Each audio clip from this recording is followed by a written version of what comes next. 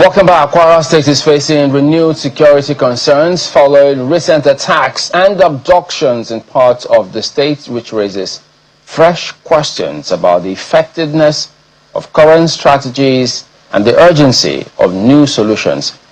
But beyond the security challenge lies a political dimension. As the state inches towards the next electoral cycle, contenders are already outlining their vision, not just for governance, but for restoring safety and public confidence. So, how should leadership respond to the growing insecurity? And what concrete alternatives are being proposed beyond campaign promises? Well, joining us now is Dr. Oluwatoyin Alabi, who is an APC governorship aspirant in Kwara State. Good morning, thank you for coming. Good morning, Chimani. You must be pretty concerned. Yes. About what's going on in Kwara. In all sincerity, I was overwhelmed with grief. Hearing another attack on our soldiers, men who has given their life to safeguard the communities where they have been posted to safeguard. And seeing Kwara State in news for wrong reasons is giving me a lot of concerns and sleepless nights. And that is why I believe that it is time to change the approach. You can't be doing the same thing the same way and expect a different result. It won't happen. The kinetic approach is not the only approach. It's not only one road that goes to the market. I commend our armed forces. I also cannot but give it to the government for their effort.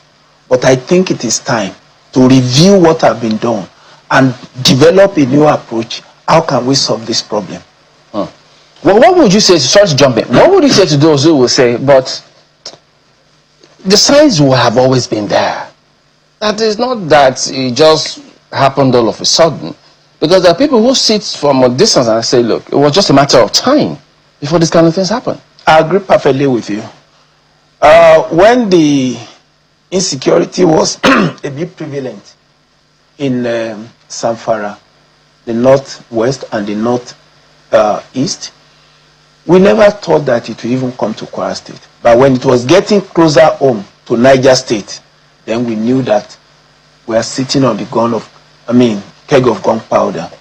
And that gave enough time for Kwara State to have prepared to respond appropriately. But let me tell you, we don't want to talk about the past. Let's talk about what we can do now. What can we do differently now that will be able to nip all these activities in the bud and be able to allow our people to sleep with their two eyes closed? It's not late. When a man wakes up, it's his morning. I can tell you, sir, that there's still a way out of this banditry and terrorism. Yeah, but what exactly is going on? There are those who say, oh, right now what they're trying to do is convert people forcefully. There are those who say it's about resources. There are those who say, oh, it's about the political actors in the state. What exactly? Do you think that first, the problem is understood as how it affects Kwara State? Okay, so it's a combination of factors. There are people that are hell-bent on taking the resources illegally. They create an atmosphere of insecurity. You can't even get there.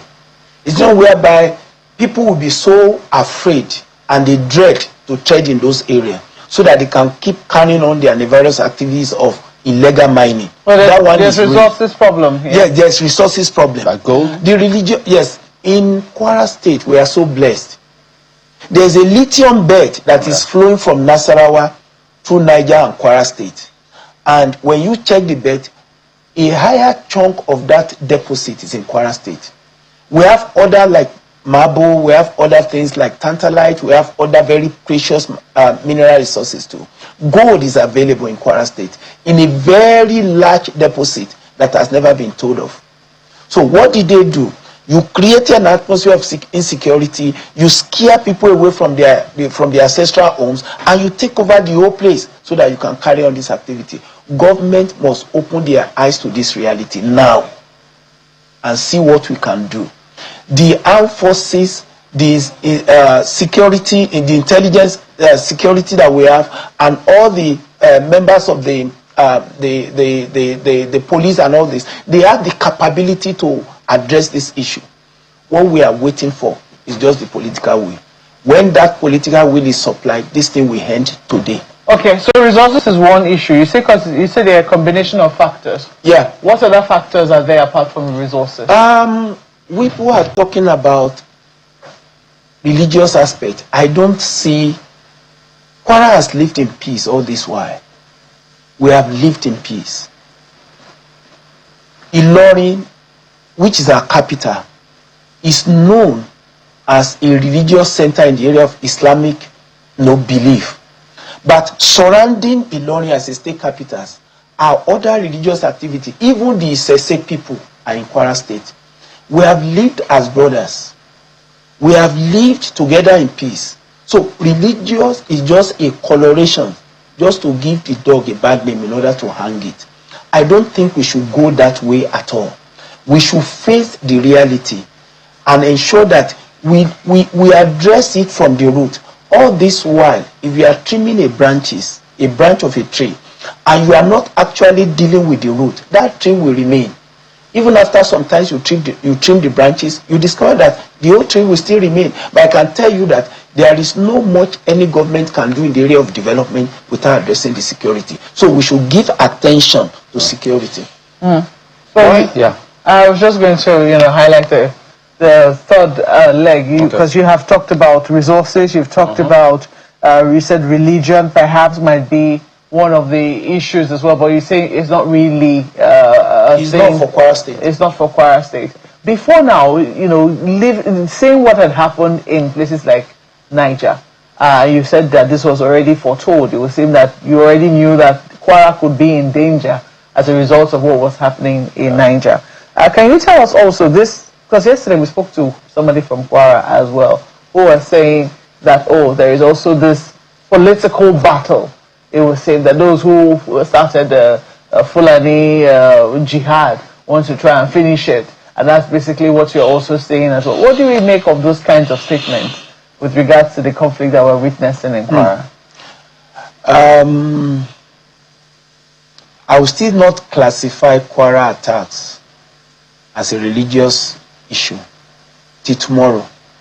You can call a dog a bad name in order to hang it, but the fundamentals must be addressed. I don't think this person is Christian. I mean, he was talking about how, Kwara has been moderate in its Yes, that's why I'm telling you that Islam and what have you. People will tell you that if there is any state that has enjoyed peace and harmony, out of the 36 states of the Federation is Kwara State. But do you think that those who want to displace that moderate brand, because there have been incidences where villages were attacked, and they were told that part of the reason was that some extremists had gone to that village, they had tried to preach in that village.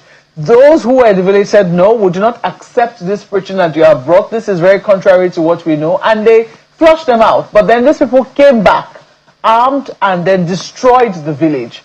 Do you think that, this sort of angle could also be coming? Have you heard it as well? As somebody who was definitely has something like that in Kwara North. Kwara North has been an hotbed of such a crisis. I am from Kwara South, part of Kwara State. We've never had such in our place. They've displaced a lot of our people, but none of them has been forced to be a Christian or a Muslim. Or they bring a different doctrine, which is different from what the people know. I heard of that incident once in Kwara North. So, but you will discover that the same way kidnapping and banditry activity is going on in Kwara South, where we have mineral resources, is the same way it's going on simultaneously in Kwara North, where we have resources. And that is why I don't want us to lose track of the fact. The fact remains that there are people that are taking advantage of Kwara State resources without allowing the government to take charge and control it appropriately. We need to deal with that. So we need to deal with that. And we have other things that we believe that can turn things around for Kwara State.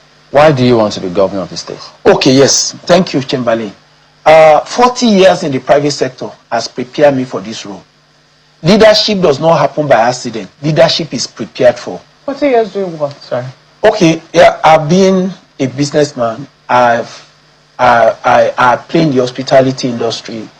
I grew my business organically from 2,000 naira in year 2000 to become part of companies doing business in billions today. I'm into hospitality industry. I run chains of restaurants.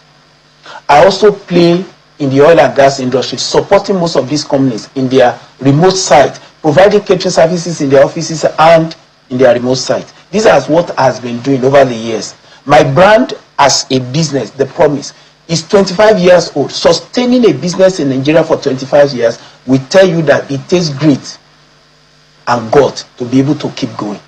And I've kept going.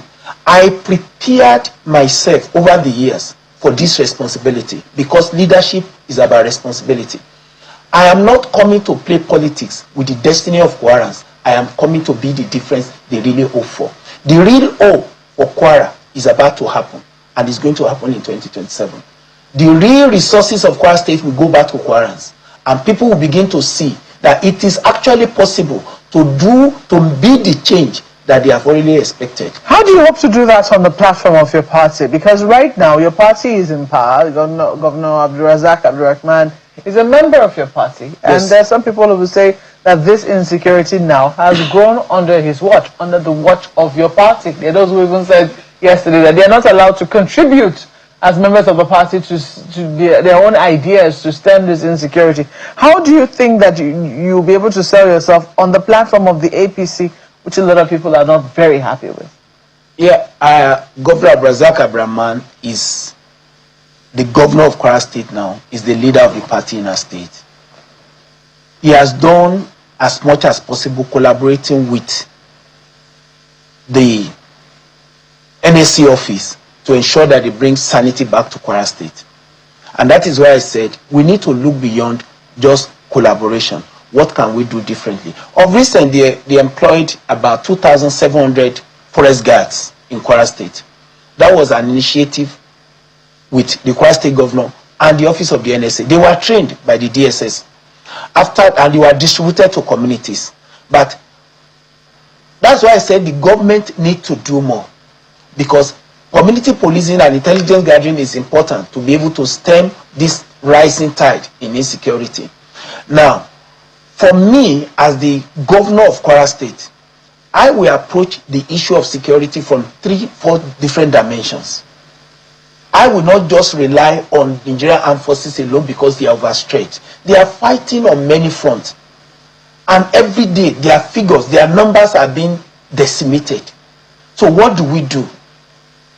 The community need to rise up enough to support what the government is doing. So I am coming at this time to make the relevant changes in education, building on the legacy of what this man has done. Take, for instance, in the area of education, schools are rebuilt, reconstructed, and, what will I say?